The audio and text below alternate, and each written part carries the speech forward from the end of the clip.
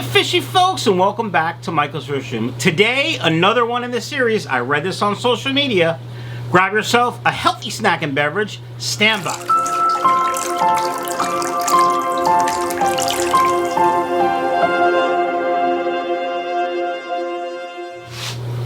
Welcome back to the channel, fishy folks. Today we're going to be talking about how to move fish. Now this is how to move fish in a car, not on a plane, not through the mail. I have videos about the mail. This is how to move fish in a car. People way overthink it. I can't believe what people say to do, and it's very simple, okay? First of all, you don't need to bring tank water with you. That's just a waste of time and energy.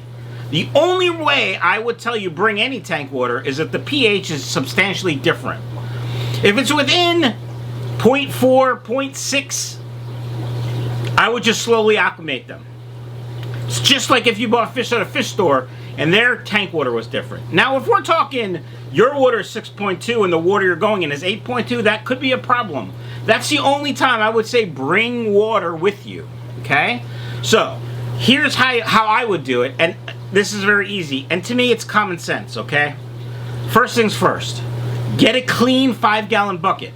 Home Depot, Lowe's, Tractor Supply, I don't care. Get a lid. Again, I don't care what color it is, where it comes from. Now, this goes for most fish. Everything from guppies to discus. Some of them ginormous fish, I don't know what to do because I've never done it.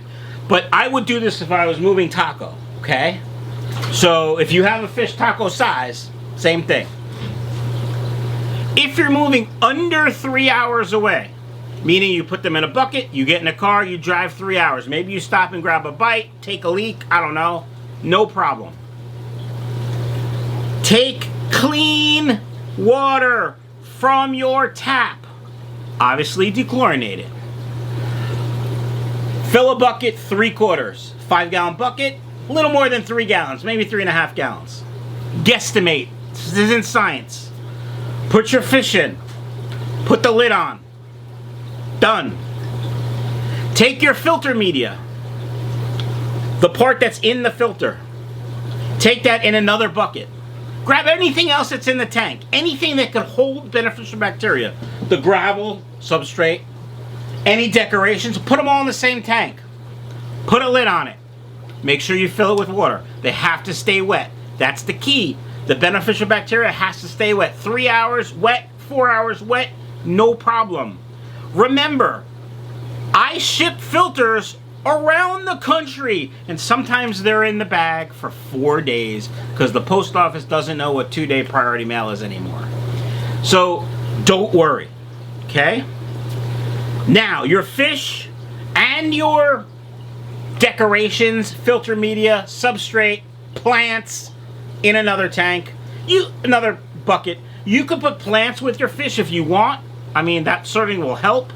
3-4 hours, no problem. That's what you do. Empty the tank, drain the tank, dry the tank, put the tank in the car, put the fish in the car, boom, you're on your way. Get to the new place, set the tank up. Make sure you check your water parameters of the new water.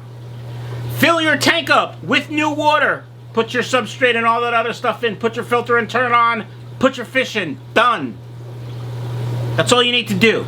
Obviously, acclimatize them if the temperature is much different, just by keeping them in the room, because that water you're filling up is going to be room temperature. That's it. Done. Now, if you're going, say, 4 to 48 hours, this may change what you do. Personally, I wouldn't do anything different. I wouldn't even get a USB-powered air pump and an air stone. Why? I ship fish across the country. 4 or 5 days in a bag, no problem. In enough water to survive. I also get fish from the other side of the world. They're in the bag this big with this much water for 2 days, 3 days, 4 days, no problem. Your fish are going to be fine. There's no need for an air stone. There's no need for anything. If you did want to put an air stone, it wouldn't hurt, but there's really no need. Grab a USB air stone, plug it into your car, put the air stone in, done. I'll put a link down below for a USB air pump and air stone and vacuum Airline if you want it. I like the Aquarium Co Op USB air pumps, the Nano pumps. I've had one running for well over a year just to run it and see what it does. It runs one of my filters. It's fun. That's it. Some things to think about. If you're moving on, say, Monday, don't feed your fish after Saturday. It'll help keep the water clear. Okay? It'll help keep the water parameters in check. It will help with ammonia buildup because they're not peeing and pooping as much, so they're not contaminating the water as much. Okay? If you're moving somewhere that's cold and you're coming from a warm place, you may want to make sure that the buckets stay warm in the car. Now, most fish, if they're in the warm car and then you bring them into the warm house, but you got to walk, 5 minutes outside, 2 minutes outside, 30 seconds outside, that's fine. I wouldn't, drive with the windows open so it's really cold in the car, because that's not good for the fish. Just, common sense there.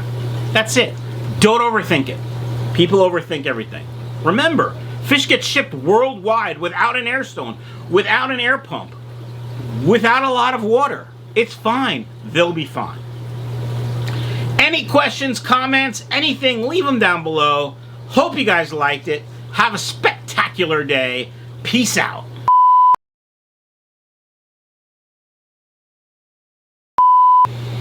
If the pH is similar, I'm talking 2.2, 0.4 difference, I would very easily. No. Alright, fishy folks, welcome back to the channel. Today, the question I see asked very frequently, no.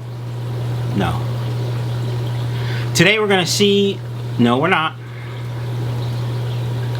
Today we're going to talk about a question I see more frequently on social media than I have recently in the past. I don't even know how to tell time.